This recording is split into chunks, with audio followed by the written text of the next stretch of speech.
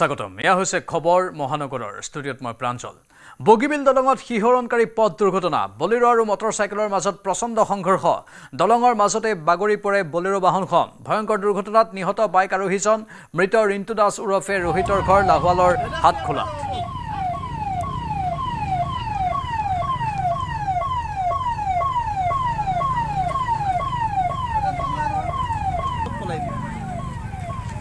অতি শোকাবহ পথ দুৰ্ঘটনা বগীবিল দলঙত সংঘটিত হৈছে। বলেৰো আৰু মটৰচাইকেলৰ মাজত প্ৰচণ্ড সংঘৰ্ষ। দলঙৰ মাজতে বাগৰি পৰে বলেৰো বাহনখন। ভয়ংকৰ দুৰ্ঘটনাত নিহত বাইক আৰোহীজন। মৃত ৰিণ্টু দাস ওৰফে ৰোহিতৰ ঘৰ লাহোৱালৰ হাটখোলাত। মানে ডাঙৰ এক্সিডেণ্ট, মানে একদম বাইকখনে যে তেল লিক কৰি আছে, এখন দিগদাৰ আছে আকৌ। নাই নাই, এইটো পেট্ৰল আহি জ্বলি যাব, ঘৰ গোটেই পেট্ৰল লিক হৈ আছে। বাইক আৰু এখন বলেৰোৰ লগত এক্সিডেণ্ট হৈছে। উমৰাংচুৰ লংকু আৰক্ষী চকীত উত্তপ্ত পৰিস্থিতি। ক্ষুব্ধ ৰাইজে ঘেৰাও কৰিলে আৰক্ষী চকী। বিনা ইংটিপিৰ হত্যাকাণ্ডক লৈ ক্ষোভ ৰাইজৰ। ঘটনাত আৰক্ষীয়ে গ্ৰেপ্তাৰ কৰিছে 3 অভিযুক্তক। এতিয়াও আৰক্ষীয়ে গ্ৰেপ্তাৰ কৰিব পৰা নাই 2 অভিযুক্ত। বৃহস্পতিবাৰে উদ্ধাৰ হৈছিল 48 বছৰীয়া মহিলাগৰাকীৰ মৃতদেহ। মহিলাগৰাকীৰ মৃতদেহত স্পষ্ট হৈ আছিল আঘাতৰ চিন। লংকু পাৱাৰ প্ৰজেক্টছৰ ওচৰত চাহৰ দোকান আছিল মহিলাগৰাকীৰ। বুধবাৰে বিয়লি দোকান বন্ধ কৰি ঘৰলৈ উভতাৰ পথত সন্ধানহীন হৈছিল মহিলাগৰাকী।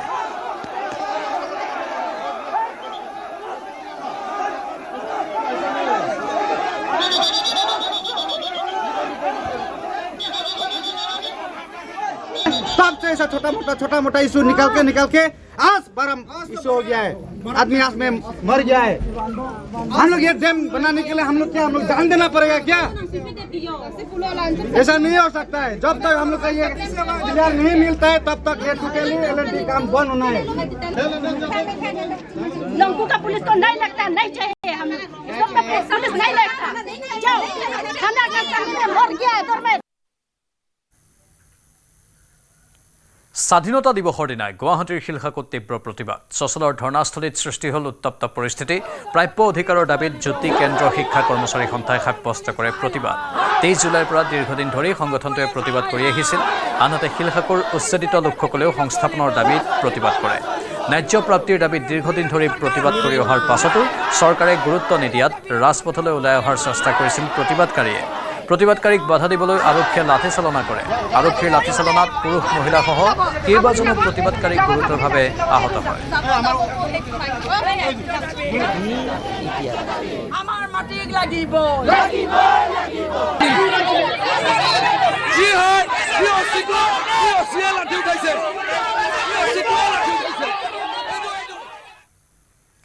স্বাধীনতা দিৱস উদযাপন কৰিবলৈ গৈ বজ্ৰপাতত আহত হ'ল 2জন লোক। জুৰিয়াৰ ঢিংবৰী চাপৰি গাঁৱত সংঘটিত হৈছে এই ঘটনা। বৰষুণৰ বাবে গছৰ তলত আশ্ৰয় লৈছিল লোক 2জনে। বজ্ৰপাতৰ ফলত 2জন গুৰুতৰভাৱে আহত হয়। ততালিকে আমিনুল ইছলাম আৰু জবিৰুন নেছাক দগাঁও মডেল হস্পিটেলত ভৰ্তি কৰোৱা হৈছে। বয়স কিমান হ'ব? 14 আৰু 70। কেইটা বজাত হৈছিলে ঘটনাটো? 7টা বজাত। ৰাতিপুৱা 7টা বজাত 15 আগষ্টত স্কুলত যাব লৈছিল ল'ৰাটো। তেতিয়া ৰাস্তাৰ সন্মুখত শিমল গছ আছিল। শিমল গছৰ তলত থিয় আছিল। থিয়ৰ পিছত ঠাডা পৰিল। ঠাডা কৰাৰ পিছত ডেলিকনি পৰিছে। এটা হ'ল ল'ৰা 14 বছৰ আৰু এটা হ'ল মাইকী মানুহ, সেই বয়স হ'ল 70 বছৰ। 15 আগষ্টৰ দিনটোত গোগামুখত মিচিং স্বায়ত্তশাসিত পৰিষদৰ প্ৰশংসনীয় পদক্ষেপ।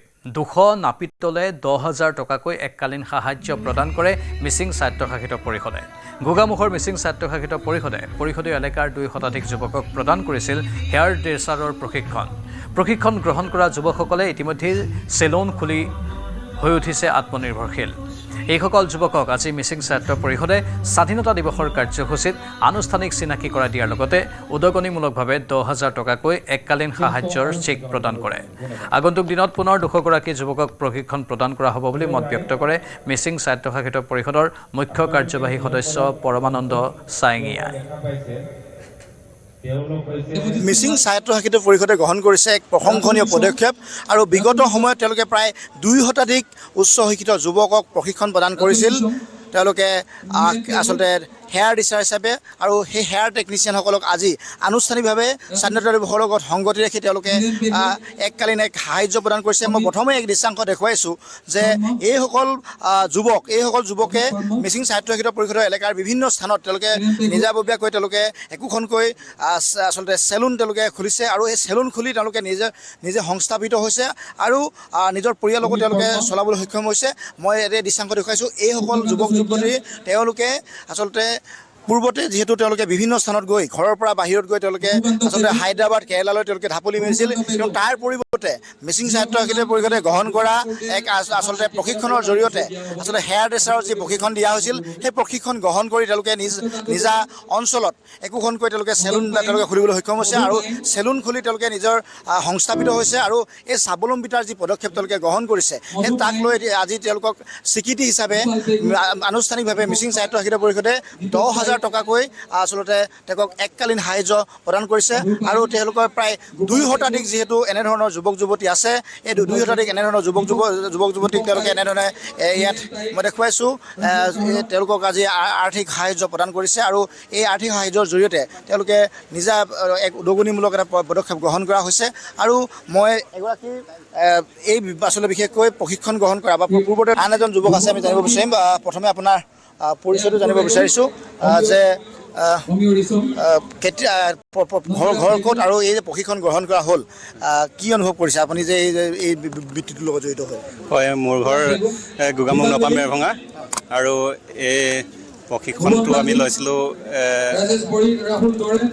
2 বছৰ আগত। তাৰপিছত এই প্ৰশিক্ষণটো লৈ আমি বহুত উপকৃত হৈছোঁ আৰু এনেকৈ যে আমাক এককালীন সাহায্য দিছে বহুত ধন্যবাদ জনাইছোঁ। আপুনি প্ৰশিক্ষণ লোৱাৰ পিছত দোকান এতিয়া য'ত খুলিছে হয় দৈনিক এতিয়া কিমান টকা আপুনি? হয়, এতিয়া দৈনিক মোৰ 1,1200 তেনেকৈ থাকে। এই যিটো পদক্ষেপ এই পদক্ষেপটো লৈ এতিয়া আপোনালোকে আগতে ক'ৰবাত বাহিৰলৈ গুচি গৈছিলে নেকি কিবা কাম বন কৰিব লাগে?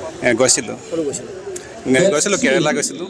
হয় হয়, ঘূৰি আহিছোঁ। কেৰেলাতকৈ এতিয়া ইয়াত লাভান্বিত হৈছেনে? ইয়াতে লাভান্বিত হয়। এইগৰাকী যুৱক তেওঁ আচলতে কেৰেলালৈ গৈছিল আচলতে কোম্পানীত চাকৰি কৰিবলৈ, কোম্পানীত আচলতে শ্ৰমিক হিচাপে, কিন্তু তেওঁ তাৰ পৰা ঘূৰি আহি এনেধৰণে এই আচলতে হেয়াৰ ডিচাৰ হিচাপে কেশকাৰক হিচাপে তেওঁলোকে এতিয়া প্ৰশিক্ষণ গ্ৰহণ কৰি এক প্ৰকাৰ নিজে স্বাৱলম্বী হৈছে, পৰিয়ালো তেওঁলোকৰ চলিছে।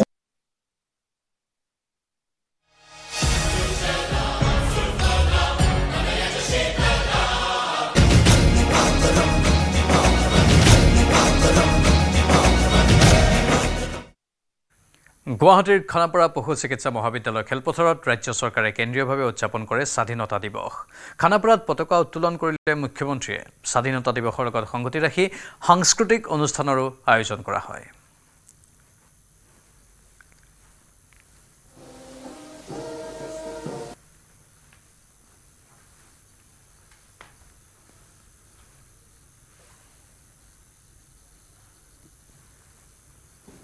$27,000 কোটি টকা ব্যয়েৰে ৰাজ্যত আৰম্ভ হোৱা ছেমি কণ্ডাক্টৰ বিপ্লৱে আমাৰ ৰাজ্যখনক আধুনিক ভাৰতবৰ্ষ নিৰ্মাণৰ এক মহান যোদ্ধা হিচাপে নিৰ্মাণ কৰিলে।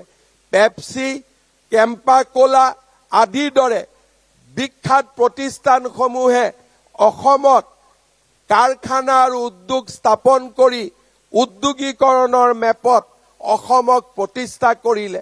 অহা কেইমাহমানৰ ভিতৰতে জাগিৰোডৰ টাটা ছেমি কণ্ডাক্টৰ উদ্যোগৰো বিনিয়োগক আৰু আগুৱাই লৈ গৈ অসমত আমি প্ৰায় 40,000 কোটি টকা ব্যয়েৰে 3,200 মেগাৱাট বিদ্যুৎ উৎপাদনৰ বাবে আমি আগবাঢ়িছো। 3,200 বিদ্যুৎ মেগাৱাট আমি অসমত উৎপাদন কৰাৰ লগে লগে অসমে অকল অসমৰ চাহিদাই নহয় উত্তৰ পূৰ্বৰ আন ৰাজ্যসমূহকো বিদ্যুৎ যোগান ধৰিব পাৰিব। শ্ৰদ্ধাৰ ৰাইজ, যোৱা সময়ছোৱাত আমি অসমত মেডিকেল কলেজ, চিকিৎসা মহাবিদ্যালয়ৰ এখন ডাঙৰ জাল আমি নিৰ্মাণ কৰিছো। অসমত 14খন মেডিকেল কলেজে স্বীকৃতি লাভ কৰাৰ পিছত আৰু 9খন চিকিৎসা মহাবিদ্যালয় আমি নিৰ্মাণৰ পৰ্যায়ত অপেক্ষা কৰিছো। আমাৰ ৰাজ্যত সৰ্বমুঠ 29খন মেডিকেল কলেজ প্ৰতিষ্ঠা কৰাৰ লক্ষ্য 2030 চনৰ ভিতৰত আমি সম্পূৰ্ণ কৰিম। এই পৰ্যন্ত বেদখলমুক্ত কৰা হৈছে 1,20,000 বিঘা ভূমি। উচ্ছেদ অভিযান আৰু চলিব বুলি হুংকাৰ মুখ্যমন্ত্ৰীৰ। বেদখলকাৰীৰ বিৰুদ্ধে উচ্ছেদ অব্যাহত থাকিব বুলি মন্তব্য কৰি অচিনাকি মানুহক মাটি বিক্ৰী নকৰিবলৈ আহ্বান মুখ্যমন্ত্ৰীৰ। অসমৰ এডোখৰ ভূমিও বেদখলকাৰীৰ হাতত থাকিবলৈ দিয়া নহ'ব বুলি হুংকাৰ দিলে মুখ্যমন্ত্ৰীয়ে। আমাৰ চৰকাৰে 1,20,000 বিঘা ভূমি বেদখল মুক্ত কৰি এক প্ৰকাৰ অভিলেখ সৃষ্টি কৰিছে। স্বাধীনতা দিৱসৰ এই পবিত্ৰ পতাকাৰ তলত থিয় হৈ আজি আমি আকৌ এবাৰ সংকল্প কৰিছো, অসমৰ প্ৰতি টুকুৰা বনভূমিৰ পৰা, অসমৰ প্ৰতি টুকুৰা গ্ৰেজিং লেণ্ডৰ পৰা, অসমৰ প্ৰতি টুকুৰা ট্ৰাইবেল বেল্ট এণ্ড ব্লকৰ পৰা, অসমৰ প্ৰতি টুকুৰা চৰকাৰী ভূমিৰ পৰা আমি এই অচিনাকি বেদখলসকলক উচ্ছেদ কৰিম আৰু আমি আমাৰ নিৰন্তৰ সংগ্ৰাম অব্যাহত ৰাখিম। শ্ৰদ্ধাৰ ৰাইজ, আজি আমাৰ অসমখনত কেইবাবিধ জেহাদে এক প্ৰকাৰ আত্মপ্ৰকাশ কৰিছে। লাভ জেহাদ, লেণ্ড জেহাদৰ দৰে বিভিন্ন ঘটনাৰাজিয়ে আজি আমাক আমনি কৰিছে। চৰকাৰে বুঢ়া চাপৰিৰ পৰা উৰিয়াম ঘাটলৈ, গৰুখুটিৰ পৰা গোৱালপাৰালৈ এক বিশাল উচ্ছেদ অভিযান চলাই আমি আকৌ এবাৰ অসমীয়া জাতিৰ সামগ্ৰিক সংকল্পক আমি প্ৰকাশ কৰিছো আৰু আজি স্বাধীনতা দিৱসৰ পবিত্ৰ পতাকাৰ তলত থিয় হৈ আমি অসমীয়া জাতিয়ে সংকল্প লৈছো যে অসমৰ এটুকুৰা মাটিও অচিনাকি বেদখলকাৰীৰ পৰা মুক্ত নকৰালৈ আমি ক্ষান্ত নহম। আমি আমাৰ সংগ্ৰাম অব্যাহত ৰাখিম। আমি মাটি হেৰুৱাইছো, সমষ্টি হেৰুৱাইছো। ধুবুৰী গোৱালপাৰাত আমি কম্প্ৰমাইজ কৰি চলিব লগা হৈছে, যাৰ বাবে আমি এতিয়া যুঁজিব লাগিব, জীয়াই থাকিবলৈ সংগ্ৰাম কৰিব লাগিব, অসমক জীয়াই ৰাখিব লাগিব বুলিও মন্তব্য মুখ্যমন্ত্ৰীৰ। অকল চৰ অঞ্চলত নহয়, আমাৰ সত্ৰ, আমাৰ সংস্কৃতি বেদখল কৰিবলৈ সাহস কৰিলে। অকল ইয়াতেই থমকি নৰল, আমাৰ ছোৱালী, আমাৰ যুৱতীসকলকো বিভিন্ন প্ৰলোভনেৰে ধৰ্মান্তৰকৰণ আৰু লাভ জেহাদৰ দৰে জঘন্য কামত ব্ৰতী কৰিবলৈও এই অচিনাকি লোকসকল থমকি নৰল। এই অচিনাকি লোকসকলে আমাৰ ৰাজনৈতিক শক্তি দখলৰ বাবে আগবাঢ়িছে। অৰ্থনৈতিক শক্তি আজি তেখেতসকলে দখল কৰিছে। আমাৰ ৰাজ্যৰ নিৰ্মাণৰ লগত জড়িত প্ৰতিটো স্তম্ভকে তেওঁলোকে আজি গ্ৰাস কৰিছে। অসমে নীৰৱে থাকিব নোৱাৰে। আমি যদি নীৰৱে থাকো, এদিন আমি আমাৰ ৰাজ্যখনতে জাতি মাটি ভেটি হেৰুৱাব লাগিব। সেই দিনটো বহুত দিন নহয়। আজি যদি অসমীয়া নীৰৱে থাকে, মাত্ৰ 10টা বছৰৰ ভিতৰত আজি স্বাধীনতা দিৱসৰ পবিত্ৰ পতাকাৰ তলত থিয় হৈ অসমৰ মুখ্যমন্ত্ৰী হিচাপে মই ভৱিষ্যতবাণী কৰিছো, অসমীয়া যুৱ শক্তি যদি নীৰৱে থাকে আৰু অসমীয়াই যদি সদায়ে কম্প্ৰমাইজ কৰিবলৈ আগ্ৰহী হৈ থাকে, মাত্ৰ 10টা বছৰৰ ভিতৰত আমি জাতি মাটি ভেটি হেৰুৱাই পেলাম। 15টা বছৰৰ ভিতৰত ৰাজ্যৰ মন্ত্ৰীসভাৰ 80% মন্ত্ৰী তেওঁলোক হ'ব আৰু 2টা দশকৰ পিছত এই স্বাধীনতা দিৱসৰ পতাকাও এজন অচিনাকি মুখ্যমন্ত্ৰীয়ে উৰুৱাব। এয়া হৈছে অসমৰ ভৱিষ্যত। আজি জনগাঁথনিৰ পৰিৱৰ্তনে অসমীয়া লোকক, আমাৰ জনজাতীয় লোকক, ভাৰতীয় লোকক 60%লৈ সংকুচিত কৰিছে। চৰকাৰী ভূমি বেদখল হ'লেই জিলা আয়ুক্ত জগৰীয়া হ'ব। সংশ্লিষ্ট জিলাৰ আয়ুক্তৰ বিৰুদ্ধে লোৱা হ'ব ব্যৱস্থা। ভূমি বেদখলক লৈ মুখ্যমন্ত্ৰীৰ কঠোৰ সকিয়নি, বেদখলকাৰীৰ বিৰুদ্ধে জিলা আয়ুক্তক কঠোৰ হ'বলৈ নিৰ্দেশ। মই চৰকাৰৰ বিষয়াসকলক আহ্বান জনাম, ভৱিষ্যতে যদি এটুকুৰা চৰকাৰী মাটিও বেদখল হয়, জিলাৰ আয়ুক্তসকলে নিজে সাৱধান হৈ থাকিব লাগিব চৰকাৰে তেওঁলোকৰ ওপৰত ব্যৱস্থা ল'ব মই আজিৰ স্বাধীনতা দিৱসৰ পতাকাৰ তলত থিয় হৈ অসমৰ ব্যুৰক্ৰেচিক আহ্বান জনাম কম্প্ৰমাইজ আমি মানি নলওঁ আপোনালোকৰ চকুৰ সন্মুখতে হাজাৰ হাজাৰ বিঘা মাটি যেতিয়া বেদখলকাৰীসকলে দখল কৰি লৈছিল আপোনালোকে নিজৰ দায়িত্ব পালন কৰিবলৈ ব্যৰ্থ হৈছিল আনফালে নুনমাটি দীঘলী পুখুৰীৰ নিৰ্মাণৰত উৰণ সেতুৰ কি নাম হ'ব সেয়াও জনালে মুখ্যমন্ত্ৰীয়ে মহাৰাজ পৃথুৰ নামেৰে নামকৰণ কৰাৰ সিদ্ধান্ত উৰণ সেতুখন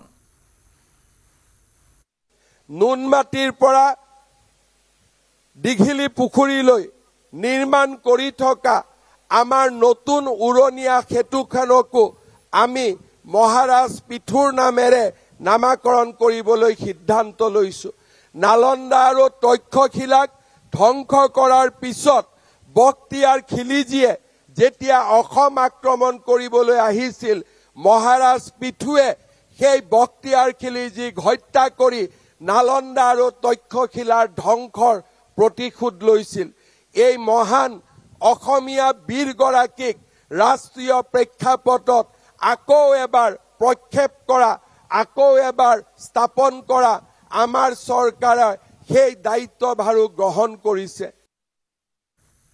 খানাপাৰাত ৰাজ্য চৰকাৰৰ উদ্যোগত অনুষ্ঠিত হ'ল স্বাধীনতা দিৱসৰ এই কেন্দ্ৰীয় কাৰ্যসূচী মুখ্যমন্ত্ৰীৰ উপস্থিতিত 25টা প্লাটুনে পৰিৱেশন কৰে পেৰেড মুখ্যমন্ত্ৰীৰ সন্মুখত অসম আৰক্ষীৰ পেন্থাৰ পাৰ্টিয়ে দেখুৱালে দুঃসাহসী বাইক ষ্টাণ্ট বাইক ৰেলীত লাচিত বৰফুকন আৰু কনকলতাৰ ৰূপত দেখা গ'ল অসম আৰক্ষীৰ জোৱানক মহিলা পুৰুষ আৰক্ষীয়ে চলন্ত বাইকত দেখুৱালে নানা কৌশল কেন্দ্ৰীয় স্বাধীনতা দিৱসৰ পেৰেডৰ প্ৰথম পুৰস্কাৰ লাভ কৰে পুৰুষৰ আৰক্ষীৰ কমাণ্ডো দলে দ্বিতীয় পুৰস্কাৰ লাভ কৰে এনচিচি অসম বেটেলিয়নে আৰু তৃতীয় পুৰস্কাৰ লাভ কৰে পুৰুষৰ চিআৰপিএফ দলে Three men balance led by Lance Nayak Gaurav Hoikia.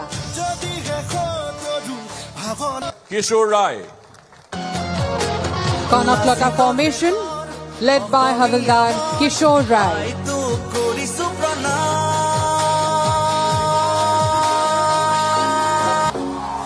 তেওঁৰ শৌৰ্য বীৰ্যই আমাক সকলোকে অনুপ্ৰাণিত কৰিছিল ইয়াৰ লাচিত বৰফুকন ফৰ্মেশ্যন লান্স নায়ক পৰেশ কলিতা আৰু সংগীসকল Lasit Borfuk led by woman Lance Nayak Sonia Mili.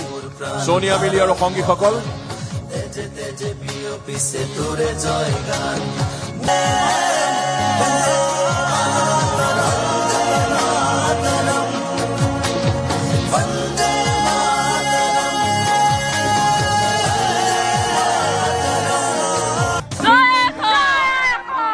Bharat माता की भारत माता की भारत माता की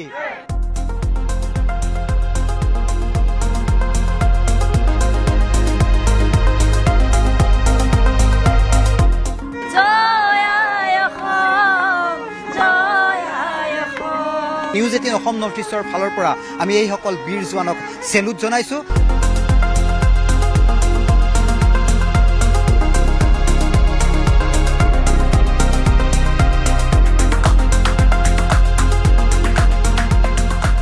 নিউজ 18 অসম নৰ্থ ইষ্টৰ দৰ্শকসকলক প্ৰথমবাৰভাৱে মই কৈছো যে কেমেৰাত এই মুহূৰ্তত ধৰা দিব অসম আৰক্ষীৰ পেন্থাৰ্ছ পাৰ্টিয়ে আৰু মোৰ পিছপিনে আপোনালোকে দেখিবলৈ সক্ষম হ'ব এয়া হৈছে অসম আৰক্ষীৰ একোগৰাকী জোৱান যিসকল বিষয়া জোৱানে কিছু সময় পূৰ্বে যি আমি সাইডৰ স্ক্ৰীনত দৰ্শকসকলক এই দৃশ্য দেখুৱাইছো য'ত ৰাজ্যৰ মুখ্যমন্ত্ৰী ডক্টৰ হিমন্ত বিশ্ব শৰ্মাৰ সন্মুখভাগত তেওঁলোকে কিছু বিশেষ কৌশলৰ মাধ্যমেৰে তেওঁলোকৰ পাৰদৰ্শিতা তেওঁলোকে প্ৰদৰ্শন কৰিছে আৰু এই ধৰণৰ পাৰদৰ্শিতাৰ মাজতেই তেওঁলোক আজি জিলিকি উঠিছে অসম আৰক্ষীৰ মাজত পেন্থাৰ্ছ পাৰ্টি অসম আৰক্ষীৰ বিশেষভাৱে তেওঁলোকে দেৰগাঁৱত প্ৰশিক্ষণপ্ৰাপ্ত হৈছে আৰু আহি তেওঁলোকে গুৱাহাটীত কেন্দ্ৰীয়ভাৱে অনুষ্ঠিত হোৱা স্বাধীনতা দিৱসত তেওঁলোকে অংশগ্ৰহণ কৰিছে প্ৰথমতে মই আপোনালোকৰ চিনাকি কৰি দিব বিচাৰিছো লাচিত বৰফুকনৰ ভাৱত এইগৰাকী বিশেষ আমি জোৱানক দেখিবলৈ সক্ষম হৈছো আৰু সমীপতে দেখিছো এয়া হৈছে কনকলতা আৰু দুইগৰাকী আমাৰ জাতীয় বীৰক এই মুহূৰ্তত তেওঁলোকে সুঁৱৰিব বিচাৰিছে প্ৰথমে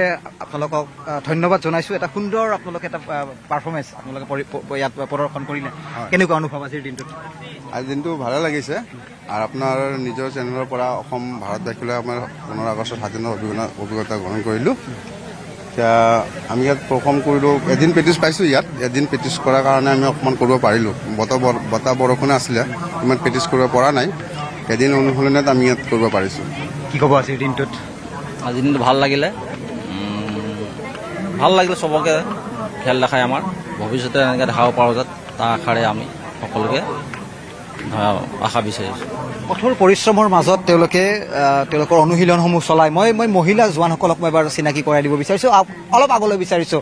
কেনেকুৱা আজি অনুভৱ, আজি বিশেষ দিনটোত মুখ্যমন্ত্ৰীৰ সন্মুখত বিশেষ কৌশল আপোনালোকে প্ৰদৰ্শন কৰিলে? ভালে লাগিছে। কি ক'ব? প্ৰথমতে হেপী ইণ্ডিপেণ্ডেন্স ডে চবকে। মোৰ নাম দ্ৰৌপদী বিশ্বাস। তো চবেই মানে Panthers on wheel team Assam পুলিচৰ ফালৰ পৰা আপোনালোকৰ হেৰিৰ মাধ্যমতে মই হেপী ইণ্ডিপেণ্ডেন্স ডে জনাইছোঁ মোৰ তৰফৰ পৰা। তো ভাল লাগিছে, ইয়াত আমাৰ প্ৰশিক্ষণ গুৰু আছে, প্ৰশিক্ষণ দি থাকে। আমি ল'ৰা ছোৱালী মানে যিমানেই নহওক মানে একগ্ৰতাটো কেনেকৈ পৰিদৰ্শন কৰাব লাগে সেইটো শিকায় মানে এইটো মাধ্যম। মানে ইমান মানে হেৰিটো বহুত কঠিন হয়, কিন্তু মন থাকিলে চব পাৰি, সেইটোৱে। কঠিন কাম আৰু মনৰ মাধ্যমেৰে তেওঁলোকে এই গোটেই পৰিঘটনা তেওঁলোকে বাস্তৱত ৰূপ দিছে। আৰক্ষীৰ পোছাকত থাকে, আজি লাচিত বৰফুকনৰ পোছাকত। হয়, ভাল লাগিছে ইমান ডাঙৰ এটা প্ৰগ্ৰেমত যে আমি ভাগ ল'বলৈ পাইছোঁ, তাৰ কাৰণে আমি ধন্যবাদ জনাইছোঁ অসম চৰকাৰক। আৰু লগতে মই ইয়াৰ পৰাই সকলো ভাৰতবাসী ৰাইজক স্বাধীনতা দিৱসৰ শুভকামনা জনাইছোঁ। ধন্যবাদ। আৰু কনকলতাৰ বেশত আছে, প্ৰতিজনে হয়তো কনকলতা বুলি তেওঁক জানিবলৈ সক্ষম হৈছে, কিন্তু প্ৰকৃত পৰিচয় বিচাৰিছোঁ আপোনাৰ। নমস্কাৰ, মোৰ নাম শ্ৰীমতী শিল্পা সোণাৰ। মই তেৰগাঁৱৰ পৰা আহিছোঁ। মই 11 APBNৰ হয়। আৰু সকলোকে স্বাধীনতা দিৱসৰ থাকিলে। আৰু স্বাধীনতা দিৱস, তাতে যদি এফাকি দেশভক্তিমূলক গীত যদি আপোনালোকৰ সন্মুখত এইসকলে যদি আগনবঢ়ায়, কিছু আধৰুৱা যেন মোৰ এটা অনুভৱ হ'ব। দুফাকি গীত বিচাৰিছোঁ। হয়, ঠিক আছে, চবে সহযোগ কৰিবনে? দহৰ বাবে মই আহিছোঁ ওলাই, মোৰ দেশৰ মাটিৰ গান গাবলে সদায়। ভাৰতৰে পূৰ্ব দিশত সোণালী অসম, গৌৰৱে চিঞৰো মই জয় আই অসম, জয় আই অসম, জয় অসম।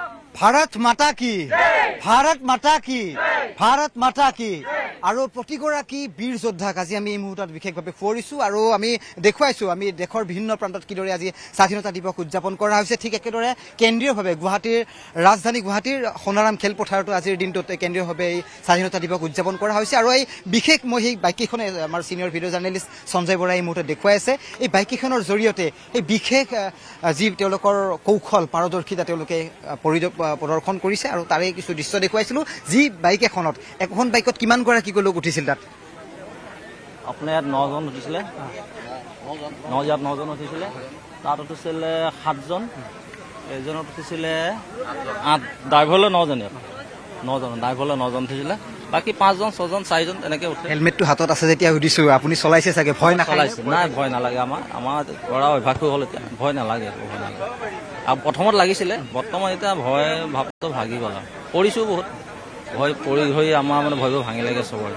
কিমান জোৱান আছে আপোনালোকৰ এই গ্ৰুপ? আমাৰ ইয়াত 42 আছে। 42। আৰু আমি 42গৰাকীকৈ আমি জোৱানক এই মুহূৰ্তত দেখুৱাইছোঁ। পুনৰ ক'ব বিচাৰিছোঁ, দেৰগাঁৱৰ পৰা তেওঁলোকে গুৱাহাটীলৈ আহিছে আৰু গুৱাহাটীত তেওঁলোকে এই বছৰ পেৰেডত অংশগ্ৰহণ কৰিছে, কৰি তেওঁলোকে তেওঁলোকৰ নিজৰ পাৰদৰ্শিতা তেওঁলোকে প্ৰদৰ্শন কৰিছে। আৰু এই চেগতে নিউজ 18 অসম নৰ্থ ইষ্টৰ ফালৰ পৰা আমি এইসকল বীৰ জোৱানক চেলুট জনাইছোঁ। বিভিন্ন খা খবৰ আৰু বা বাতৰিৰ বাবে আপোনালোকে চাই থাকিব নিউজ 18 অসম নৰ্থ ইষ্ট।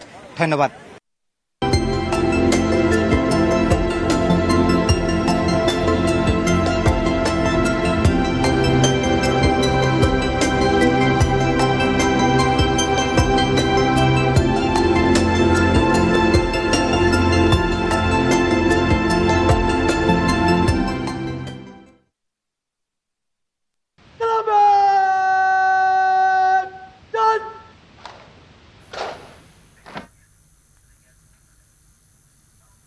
মুঠতে দেশজুৰি উলহ মালহেৰে উদযাপন কৰা হৈছে ৭৯ সংখ্যক স্বাধীনতা দিৱস। লালকিল্লাত স্বাধীনতা দিৱসৰ পতাকা উত্তোলন কৰি দেশবাসীক সম্বোধন কৰিলে প্ৰধানমন্ত্ৰী মোদীয়ে। লালকিল্লাত পতাকা উত্তোলনৰ পূৰ্বে ৰাজঘাটত উপস্থিত হৈ জাতিৰ পিতা মহাত্মা গান্ধীলৈ শ্ৰদ্ধাঞ্জলি জনাই প্ৰধানমন্ত্ৰী মোদীয়ে। পুৱাৰে পৰা স্বাধীনতা দিৱসৰ আনন্দ দেখিবলৈ পোৱা গৈছে সমগ্ৰ দেশত। ঠায়ে ঠায়ে স্বাধীনতা দিৱস উপলক্ষে উলিওৱা হৈছে সমদল।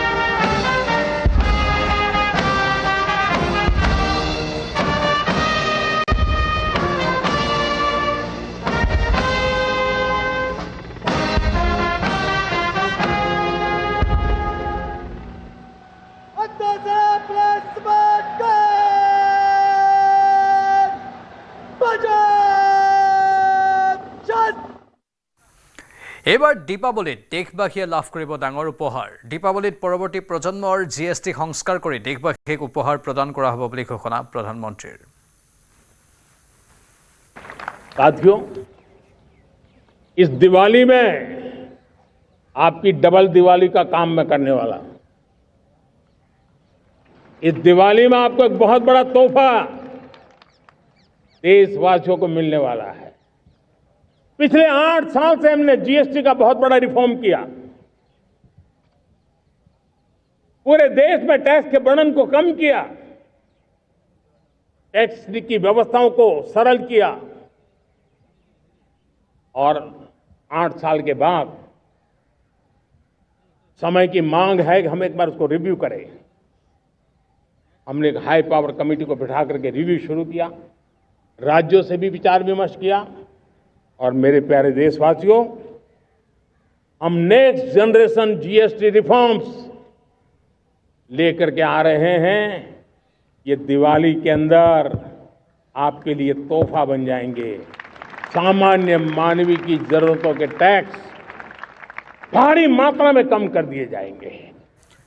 ষড়যন্ত্ৰৰ অধীনত দেশৰ জনগাঁথনি সলনি কৰা হৈছে। এটা চক্ৰই সিঁচিছে নতুন সংকটৰ বীজ। এই অনুপ্ৰৱেশকাৰীয়ে দেশৰ যুৱক যুৱতীৰ জীৱিকা কাঢ়ি লৈছে। অনুপ্ৰৱেশকাৰীয়ে দেশৰ ভগ্নী কন্যাক লক্ষ্য কৰি লৈছে। এই অনুপ্ৰৱেশকাৰীয়ে আদিবাসীক বিপথে পৰিচালিত কৰি তেওঁলোকৰ মাটি দখল কৰিছে। এয়া সহ্য কৰা নহ'ব বুলিও হুংকাৰ প্ৰধানমন্ত্ৰীৰ। অনুপ্ৰৱেশকাৰীৰ বিৰুদ্ধে উচ্চ শক্তি জনগাঁথনি অভিযান আৰম্ভ কৰাৰ সিদ্ধান্ত লৈছে মোদী চৰকাৰে।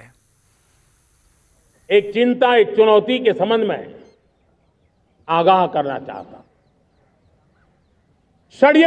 षड्यंत्र के तहत,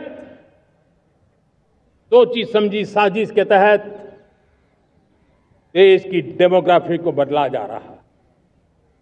एक नए संकट के बीज बोए जा रहे हैं और ये घुसपैठिए मेरे देश के नौजवानों की रोजी रोटी छीन रहे हैं। एक घुसपैठिए मेरे देश की बहन बेटियों को निशाना बना रहे हैं। ये बर्दाश्त नहीं होगा। ये घुसपैठिए भोले भाले आदिवासियों को भ्रमित करके उनकी जमीनों पर कब्जा कर रहे हैं। ये देश सहन नहीं करेगा। और इसलिए मेरे प्यारे देशवासियों, जब डेमोग्राफी परिवर्तन होता है, सीमावर्ती क्षेत्रों में डेमोग्राफी में परिवर्तन होता है, तब राष्ट्रीय सुरक्षा के लिए संकट पैदा होता है। देश की एकता, अखंडता और प्रगति के लिए ये संकट पैदा, सामाजिक तनाव के बीज बो देता है। और कोई देश अपना देश घुसपैठियों के हवाले नहीं कर सकता है। दुनिया का कोई देश नहीं कर सकता है, तो हम भारत को कैसे कर सकते हैं? हमारे पूर्वजों ने त्याग और बलिदान से आजादी पाई है, हमें स्वतंत्र भारत दिया है। उन महापुरुषों के प्रति हमारा कर्तव्य है कि हम हमारे देश में ऐसी हरकतों को स्वीकार न करें। उनकी सच्ची श्रद्धांजलि होगी। और इसलिए मैं आज लाल किले की प्राचीर से कहना चाहता हूं, हमने एक हाई पावर्ड डेमोग्राफी मिशन शुरू करने का निर्णय किया है। आने वाले 10 साल में 2035 तक राष्ट्र के सभी महत्वपूर्ण स्थलों, जिनमें सामरिक के साथ साथ सिविलियन क्षेत्र भी शामिल है, जैसे अस्पताल हो, रेलवे हो, जो भी आस्था के केंद्र हो, उन्हें टेक्नोलॉजी के नए प्लेटफॉर्म द्वारा पूरी तरह सुरक्षा का कवच दिया जाएगा। ये सुरक्षा का कवच लगातार विस्तार होता जाए, देश का हर नागरिक सुरक्षित महसूस करे। किसी भी प्रकार की टेक्नोलॉजी हम पर वार करने आ जाए, हमारी टेक्नोलॉजी उससे बेहतर सिद्ध हो। और इसलिए आने वाले 10 साल 2035 तक मैं ये राष्ट्रीय सुरक्षा कवच का विस्तार करना चाहता हूं, मजबूती देना। अब देश सुदर्शन चक्र मिशन लॉन्च करेगा।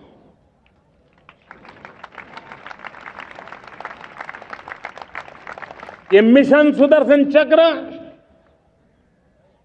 एक पावरफुल वेपन सिस्टम दुश्मन के हमले को न्यूट्रलाइज तो करेगा ही करेगा, लेकिन कई गुना ज्यादा दुश्मन पर हिट बैक करेगा।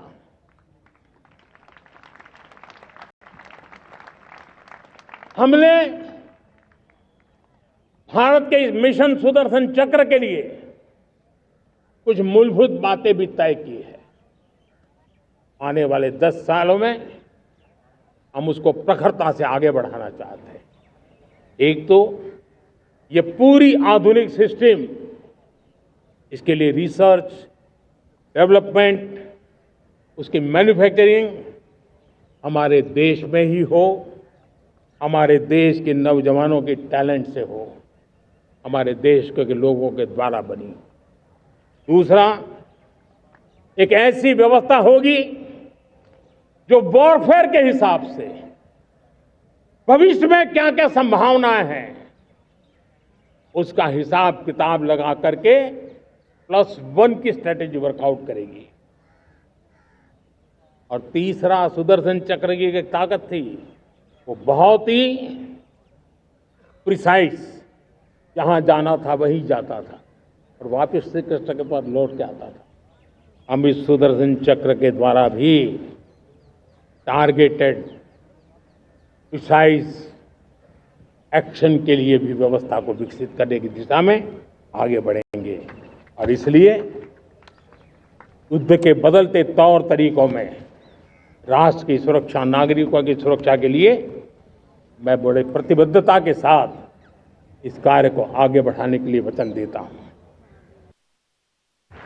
साथियों, हमने ऑपरेशन सिंदूर में देखा है मेड इन इंडिया की कमाल क्या थी। दुश्मन को पता तक न चला कि कौन से शस्त्रास्त्र है,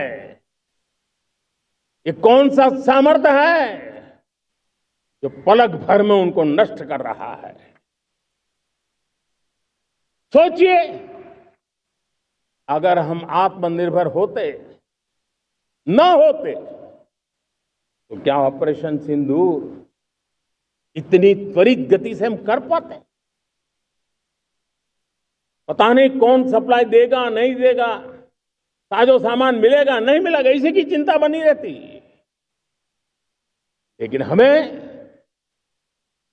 मेड इन इंडिया की शक्ति हमारे हाथ में थी, सेना के हाथ में थी। इसलिए बिना चिंता, बिना रुकावट, बिना हिचकिचाहट हमारी सेना अपना पराक्रम करती रही। और ये पिछले 10 साल से लगातार डिफेंस के क्षेत्र में आत्मनिर्भरता पर हम एक मिशन लेकर के चले हैं, उसके नतीजे आज नजर आ रहे हैं। गुलामी ने हमें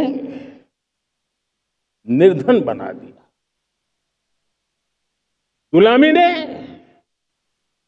हमें निर्भर भी बना दिया, औरों पर हमारी निर्भरता बढ़ती गई। हम सब जानते हैं, आजादी के बाद कोटि कोटि जनों के पेट भरना बड़ी चुनौती थी। कि यही मेरे देश के किसान हैं जिन्होंने खून पसीना एक करके देश के अन्न के भंडार भर दिए।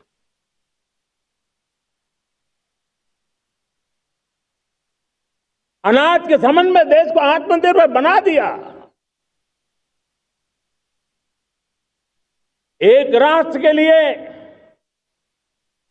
आत्मसम्मान की सबसे बड़ी कसौटी आज भी उसकी आत्मनिर्भरता है।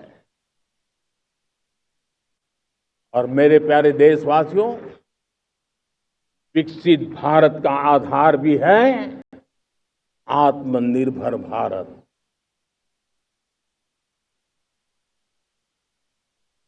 जो दूसरों पर ज्यादा निर्भर रहता है उसकी आजादी पर उतना ही बड़ा प्रश्न चिन्ह लग जाता है। और दुर्भाग्य तो तब बन जाता है जब निर्भरता की आदत लग जाए, पता ही ना चले हम कब आत्मनिर्भरता छोड़ रहे हैं और कब किसी के निर्भर हो जाते हैं। ये आदत खतरे से खाली नहीं है और इसलिए प्रति पल जागरूक रहना पड़ता है आत्मनिर्भर होने के लिए। और मेरे प्यारे देशवासियों, आत्मनिर्भरता का नाता सिर्फ आयात और निर्यात, रुपये, पैसे, पाउंड, डॉलर यहां तक सीमित नहीं है। इतना सीमित अर्थ उसका नहीं है। आत्मनिर्भरता का नाता हमारे सामर्थ्य से जुड़ा हुआ है। और जब आत्मनिर्भरता खत्म होने लगती है तो सामर्थ्य भी निरंतर क्षीण होता जाता है। और इसलिए हमारे सामर्थ्य को बचाए रखने, बनाए रखने और बढ़ाए रखने के लिए आत्मनिर्भर होना बहुत अनिवार्य है।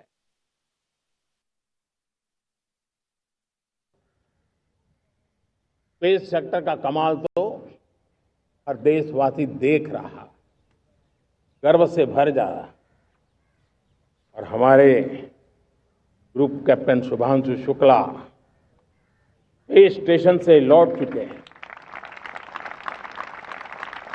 और आने वाले कुछ दिनों में वो भारत भी आ रहे हैं। हम स्पेस में भी अपने दम पर आत्मनिर्भर भारत गगनयान की तैयारी कर रहे हैं।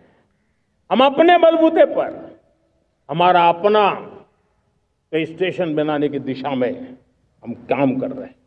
और पिछले दिनों स्पेस में जो रिफॉर्म किए गए, मुझे बहुत गर्व हो रहा है। मेरे देश के 300 से ज्यादा स्टार्टअप्स आप सिर्फ और सिर्फ स्पेस सेक्टर में काम कर रहे हैं। और उन 300 स्टार्टअप में हजारों नौजवान पूरे सामर्थ्य के साथ जुटे हैं। ये है मेरे देश के नौजवानों की ताकत और ये है हमारे देश के नौजवानों के प्रति विश्वास। আমি আমাৰ সকলো ভাষাক লৈ গৌৰৱ কৰি প্ৰতিটো ভাষাৰ উন্নয়নৰ বাবে একেলগে কাম কৰা উচিত বুলিও মন্তব্য কৰে প্ৰধানমন্ত্ৰীয়ে। देश भाषाओं की विविधता से बहुत ही भरा हुआ है, पुलकित है। और इसलिए हमने मराठी, असमिया, बांग्ला, पाली, प्राकृत को क्लासिकल लैंग्वेज का दर्जा दिया है। और मेरा मत है हमारी भाषाएं जितनी विकसित होगी, हमारी सभी भाषाएं जितनी समृद्ध होगी, हमारे नॉलेज के सिस्टम को भी उतना ही बल मिलने वाला है। और हमारी वो ताकत है, आज जब डेटा का जमाना है ना, तो ये ताकत दुनिया के लिए भी बड़ी ताकत बन सकती है। इतना सामर्थ्य हमारी लैंग्वेज में। हमें हमारी सभी भाषाओं पर गर्व होना चाहिए। हमारी सभी भाषाओं के विकास के लिए हर किसी ने बनते हुए प्रयास करना चाहिए। हम आज डॉक्टर श्यामा प्रसाद मुखर्जी की 125वीं जयंती भी मना रहे हैं। डॉक्टर श्यामा प्रसाद मुखर्जी भारत के संविधान के लिए बलिदान देने वाले देश के पहले महापुरुष थे। संविधान के लिए बलिदान, धारा 370 की दीवार गिराकर एक देश एक संविधान के मंत्र को जब हमने साकार किया तो हमने डॉक्टर श्यामा प्रसाद मुखर्जी को सच्ची श्रद्धांजलि दी।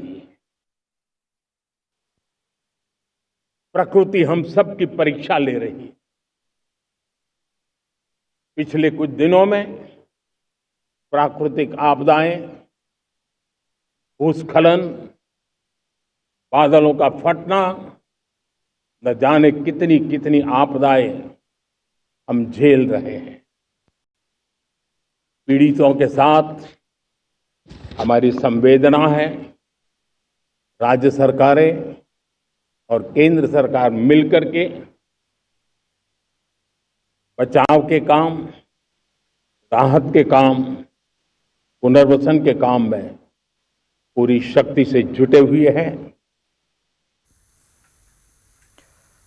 নগাঁৱত প্ৰতিকূল বতৰৰ মাজতে স্বাধীনতা দিৱস উদযাপন কৰা হয়। মন্ত্ৰী কেশৱ মহন্তই পতাকা উত্তোলন কৰাৰ পাছত খেলপথাৰৰ পানীৰ মাজতেই পেৰেডত অংশগ্ৰহণ কৰিলে আৰক্ষী শিক্ষাৰ্থীয়ে।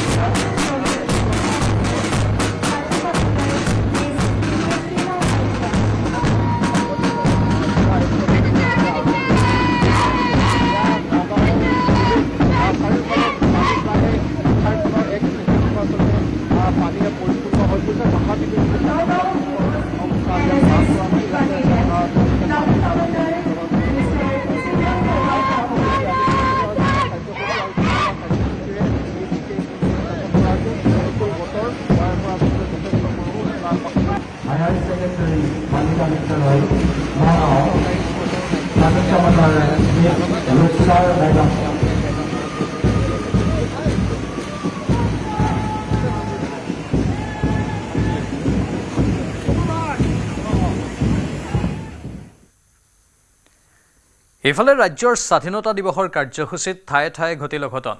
কৰবাত ওলোটাকৈ উৰিল ৰাষ্ট্ৰীয় পতাকা, কৰবাত উত্তোলনৰ লগে লগে তললৈ সৰি পৰিল ৰাষ্ট্ৰীয় পতাকা। স্বাধীনতা দিৱসৰ অনুষ্ঠানত ভিন্ন ঠাইত ঢলি পৰিল ছাত্ৰ ছাত্ৰীও। স্বাধীনতা দিৱসৰ কাৰ্যসূচীত ঠায়ে ঠায়ে অঘটন। কৰবাত যদি ঢলি পৰিল ছাত্ৰ ছাত্ৰী, কৰবাত ওলোটাকৈ উত্তোলন কৰিলে ৰাষ্ট্ৰীয় পতাকা, কৰবাত আকৌ উত্তোলনৰ পাছতে খহি পৰিল পতাকা। বাক্সাৰ পেৰেড স্থলীত আৰক্ষীকে ধৰি ঢলি পৰিল বহুকেইখন বিদ্যালয়ৰ ছাত্ৰ ছাত্ৰী। মুছলপুৰ উচ্চতৰ মাধ্যমিক বিদ্যালয় খেলপথাৰত অনুষ্ঠিত স্বাধীনতা দিৱসৰ কাৰ্যসূচীত সংঘটিত হয় এই ঘটনা। ঢলি পৰা আৰক্ষী তথা ছাত্ৰ ছাত্ৰীসকলক ততাতয়াকৈ প্ৰেৰণ কৰা হয় চিকিৎসালয়লৈ। গোৱালপাৰাত অনুষ্ঠিত স্বাধীনতা দিৱসৰ কাৰ্যসূচীত বিধানসভাৰ উপাধ্যক্ষ ডক্টৰ নোমল মমিনৰ ভাষণৰ মাজতে লাগিল অথন্তৰ। মুখ্য অতিথিজনৰ ভাষণৰ মাজতে অচেতন হৈ পৰিল কেইবাজনো আৰক্ষী জোৱান আৰু ছাত্ৰ ছাত্ৰী। প্ৰখৰ ৰ'দ সহিব নোৱাৰি কাৰ্যসূচী আধাতে সামৰি ঘৰমুৱা হ'ল বহু লোক।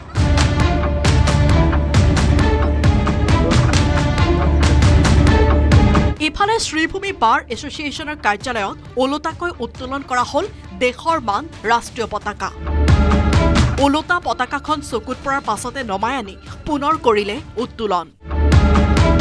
নামৰূপতো স্বাধীনতা দিৱসৰ পতাকা উত্তোলনৰ সময়ত ঘটিল অথন্তৰ। নামৰূপ গান্ধী ময়দানত অনুষ্ঠিত কৰা হয় নামৰূপ সাৰ কাৰখানাৰ উদ্যোগত স্বাধীনতা দিৱস। অনুষ্ঠানত সাৰ কাৰখানাৰ অধ্যক্ষ তথা পৰিচালন সঞ্চালক মোহন ৰাজ শ্বেট্টীয়ে ৰাষ্ট্ৰীয় পতাকা উত্তোলন কৰাৰ সময়তে খহি পৰিল পতাকাখন। এনেদৰে ৰাজ্যৰ ভিন্ন প্ৰান্তত বিক্ষিপ্ত ঘটনাৰ মাজেৰে অনুষ্ঠিত হ'ল স্বাধীনতা দিৱসৰ কাৰ্যসূচী। Bureau report, news 18 Assam north east.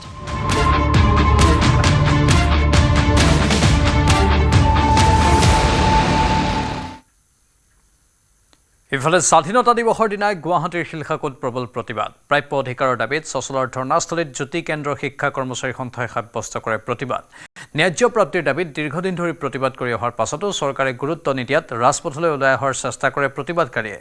আৰক্ষীৰ লাঠিচালনাত পুৰুষ মহিলাসহ কেইবাজনো প্ৰতিবাদকাৰী আঘাতপ্ৰাপ্ত হয়।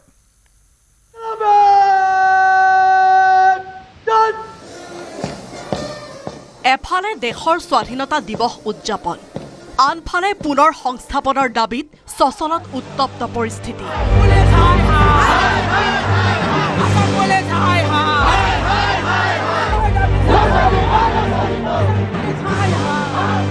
প্ৰতিবাদকাৰী আৰু আৰক্ষীৰ হেঁচা ঠেলা।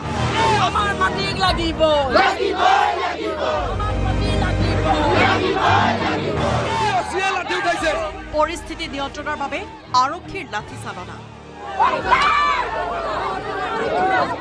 স্বাধীনতা দিৱসৰ দিনাই মহানগৰীৰ চচলত তীব্ৰ প্ৰতিবাদ।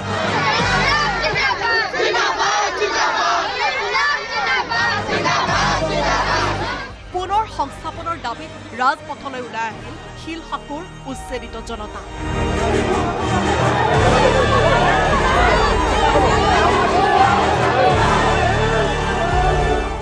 আৰক্ষী আৰু প্ৰতিবাদকাৰী জনতাৰ মাজত তীব্ৰ হেঁচা ঠেলাত আহত হ'ল দুয়ো পক্ষৰ লোক।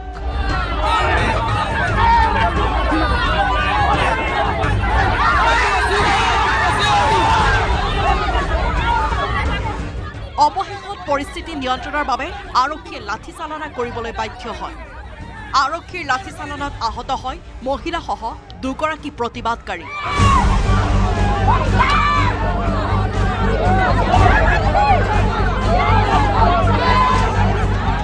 উল্লেখ্য যে প্ৰাপ্য অধিকাৰৰ দাবীত জ্যোতি কেন্দ্ৰ শিক্ষা কৰ্মচাৰী সন্থাই যোৱা 23 জুলাইৰ পৰা সাব্যস্ত কৰি আহিছে প্ৰতিবাদ।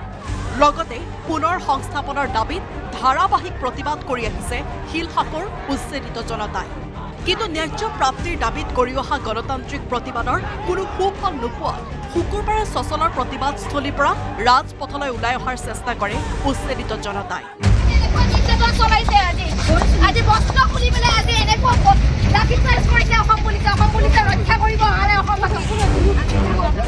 ইতিমধ্যে আহত প্ৰতিবাদকাৰীসকলক চিকিৎসাৰ বাবে হাস্পতাললৈ প্ৰেৰণ কৰা হৈছে।